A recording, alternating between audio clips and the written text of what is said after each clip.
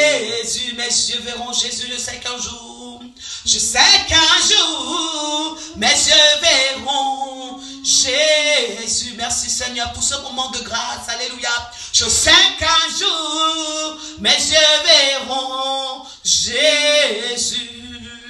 Oh, je le suivrai jusqu'au bout, par la foi et malgré tout. Je sais qu'un jour, mes yeux verront Jésus. Je suis là pour ça, Seigneur, je suis là pour ça.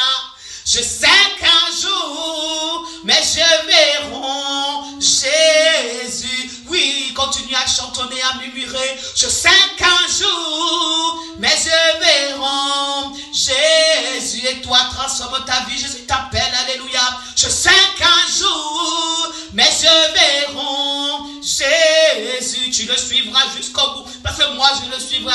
Je le suivrai jusqu'au bout, par la foi, et malgré tout, la maladie, les soucis, tout problème, parce que je sais qu'un jour j'ai la foi, la ferme assurance que mes yeux verront Jésus. Alléluia.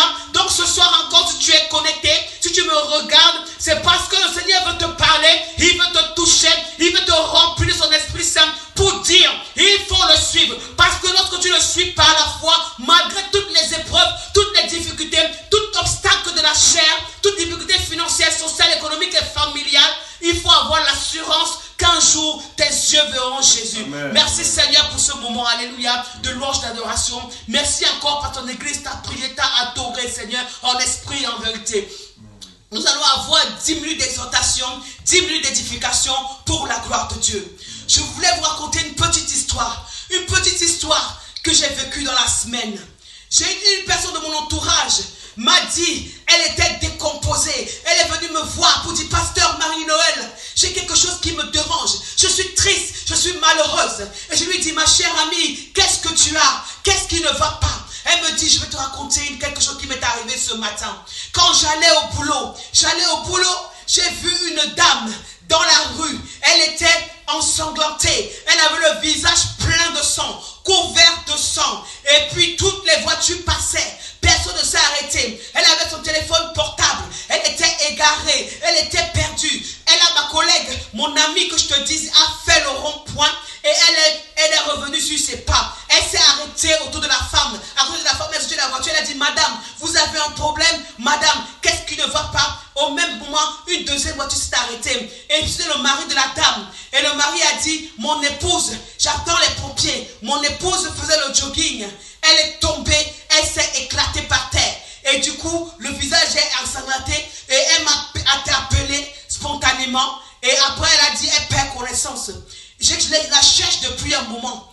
Et la dame qui me racontait cette histoire me dit que sur la route, il y avait plein de voitures qui passaient. Aucune voiture ne s'est arrêtée. Cette histoire se passe en France en 2018.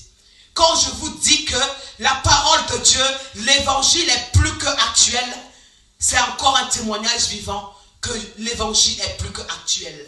Oh Dieu, parle des enfants ce soir. Oui. C'est pour dire que dans la Bible, il y a une histoire similaire à cela. Il y a une histoire qui ressemble fortement à cette histoire.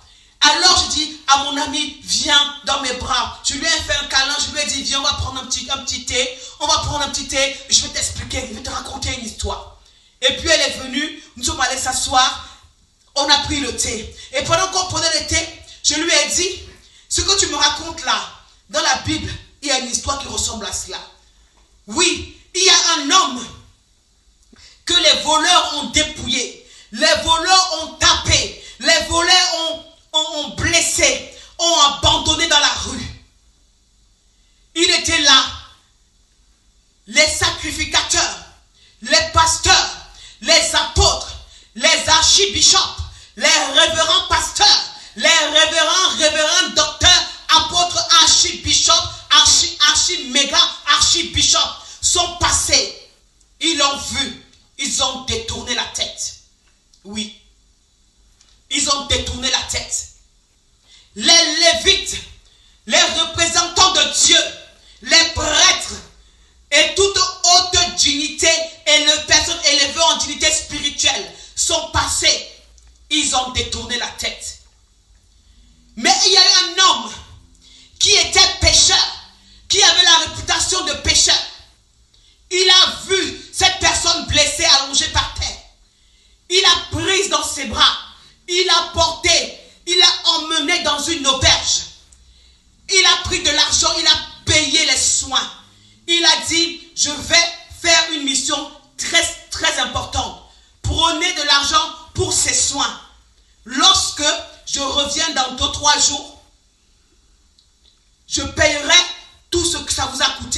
occupez-vous de lui.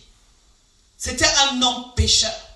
Un homme qui n'avait pas la vie de foi apparente. Qui ne proclamait pas son appartenance à l'évangile comme certaines personnes le prétendent. Alléluia. Amen. Donc, ma chère amie m'a regardé. Elle m'a dit, ah bon, cette histoire existe dans la Bible. Je dis oui, tu as été une bonne Samaritaine. C'est une leçon de vie pour dire que ne jugez pas les gens sur les apparences.